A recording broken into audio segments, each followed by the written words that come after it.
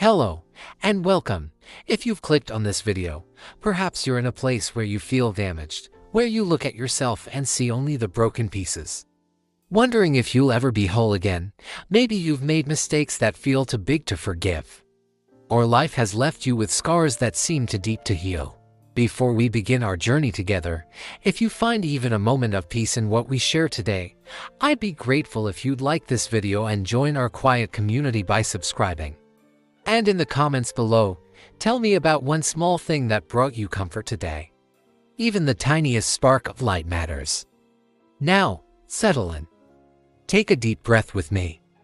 Let's travel together to a small village, nestled high in the mountains where the air is thin and the light falls differently than it does in the valleys below. In this village lived a sculptor named Matteo. For 30 years, his hands had coaxed life from cold stone, creating figures so lifelike that visitors would swear they saw them breathe. His workshop sat at the edge of the village, where the sound of his chisel rang out like a heartbeat against the mountain silence. Matteo's sculptures weren't just art, they were prayers carved in marble. A mother cradling her child. An old man's weathered hands holding a letter. A young woman dancing with her eyes closed to music only she could hear. But then came the accident. A fall from the scaffolding while working on a commission for the cathedral. His right hand, his creating hand, was crushed. The doctors did what they could, but when the bandages came off, Matteo stared at fingers that would never again hold a chisel with the same precision, the same confidence. The first time he tried to return to work, the chisel trembled in his grip. The stone, which had once yielded to his touch like willing clay, now seemed to mock him. Every attempt ended in frustration, every cut felt clumsy and certain. Days turned to weeks. Weeks to months. The villagers, who had once lined up to commission his work, began to whisper. "Poor Matteo," they'd say. "Such a tragedy. Such a waste." But the cruelest whispers came from inside his own mind. Broken, useless. A sculptor who can no longer sculpt. What are you now? Maybe you know this feeling. Maybe you've stood in your own workshop, whether it's a kitchen, an office, a classroom, or simply the space inside your own heart, and felt that terrible question, what am I now that I can no longer do what I thought defined me? One morning, Matteo made a decision. He would create one final piece.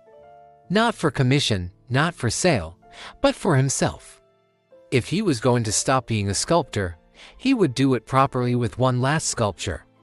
He chose a piece of marble he'd been saving for years. Pure white, flawless, the kind of stone that comes along once in a lifetime. Day after day, he worked. His damaged hand cramped, his movements lacked their old fluidity, but something was emerging from the stone. It was a figure of a woman, but not just any woman. She was caught in the moment of transformation, half-formed, as if stepping out of the stone itself. Her face held an expression of quiet courage, of someone who had known pain but chose to keep moving forward. For 3 months, Matteo poured everything into this sculpture. His frustration, his grief, his hope, his despair. The woman in the marble seemed to understand. She waited patiently as his unsteady hand slowly revealed her form. Finally, the day came. The sculpture was complete. Matteo stepped back, and for the first time in months, he smiled. It wasn't perfect. He could see the places where his technique had failed him, where his damaged hand had left its mark. But there was something else there too. A rawness, honesty that his previous work, for all its technical perfection, had never quite captured. He decided to unveil it the next morning, in the village square. One final gift to the community that had supported him for so long. But that night, as Matteo was moving the sculpture to prepare it for transport, disaster struck. The base caught on an uneven stone. The figure teetered, then fell. The sound of marble hitting stone echoed through the mountains like a gunshot. When Matteo lit his lamp and looked down, his final masterpiece lay in pieces. The woman's serene face was split in two. Her graceful hands were scattered across the floor. Her body, which had taken months to emerge from the stone, was broken into a dozen jagged fragments. Matteo knelt among the pieces, his damaged hand trembling as he picked up a fragment that had once been her smile. He sat there until dawn, surrounded by the wreckage of his last hope, feeling more broken than he ever had before. As the sun rose, Matteo heard a sound he hadn't expected: footsteps.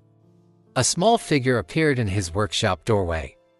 It was Elena, a child from the village who had been born blind but who had always been fascinated by his work. She would come sometimes to touch his sculptures, reading their stories with her fingers. "Matteo," she called softly. "Are you all right? I heard a sound last night." Matteo looked up from where he sat among the fragments. "I'm fine, Elena. Just there's been an accident. My sculpture is broken." "May I see?" she asked. Matteo almost said no. What was there to see? But something in her voice, the same gentle curiosity she'd always brought to his work, made him nod. Elena made her way carefully to where he sat. Her small hands reached out, and he guided them to the largest piece, the torso of the woman.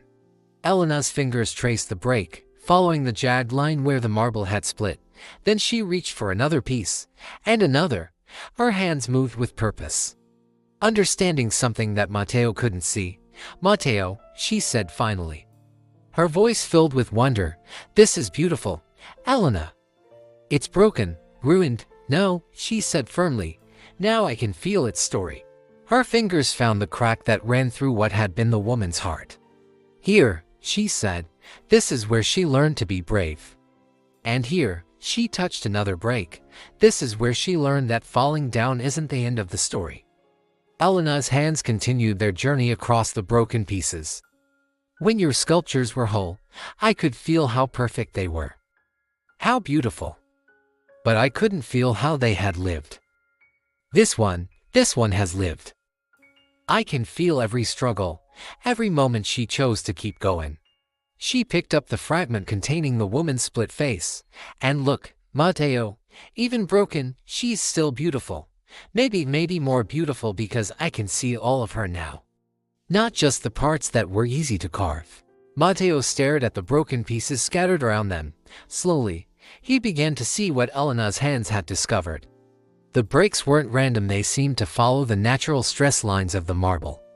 Revealing the stone's own story of pressure and time, the cracks caught the morning light, creating shadows and highlights that gave the sculpture a depth it had never had when whole. "What if?" he whispered. "What if I don't try to fix it?" 3 days later, the village square filled with people. Word had spread that Matteo was unveiling his final sculpture, and despite the whispers about his accident, the community came to show their support. The cloth-covered form in the center of the square was smaller than his usual work, set on a simple wooden table rather than a grand pedestal.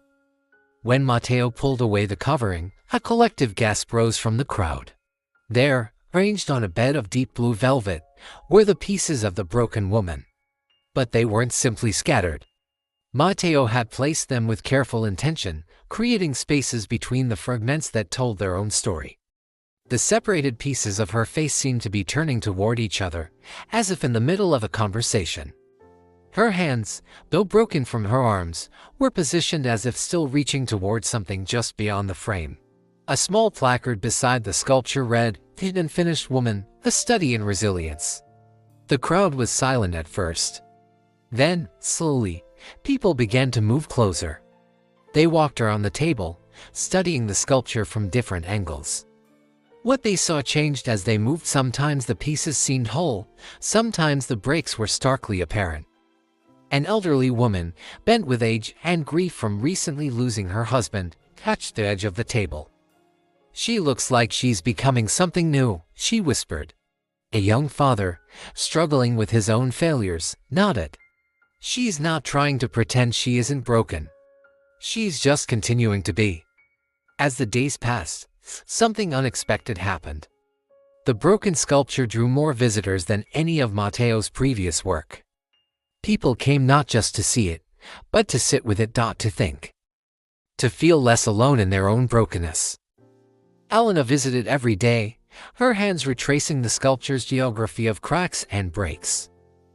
"Matteo," she said one afternoon. "I think this is your most beautiful work." "But it's not even finished," Matteo replied. "Maybe," Helena said with the wisdom that sometimes comes from seeing the world differently, "it's not supposed to be finished. Maybe the most beautiful things are the ones that are still becoming." Matteo never did stop sculpting. But his work changed. He began creating pieces that incorporated their own breaks, their own imperfections. He used different materials, different techniques.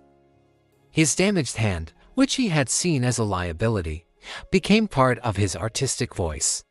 The unfinished woman still sits in the village square, and visitors still come to see her. But more than that, they come to sit with her. To be reminded that beauty isn't about perfection, it's about the courage to be seen as we are, cracks and all.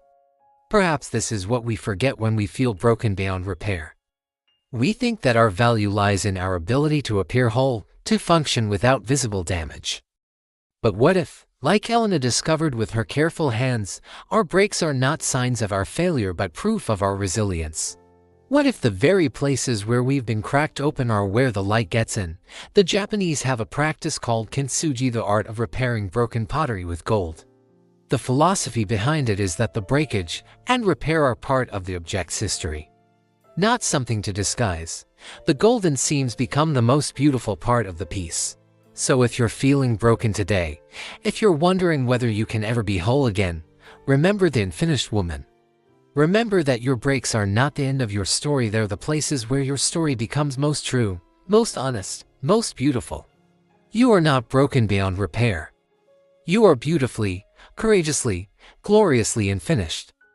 And that is exactly as it should be. Be gentle with yourself. Be well. And remember, you are not alone in this becoming.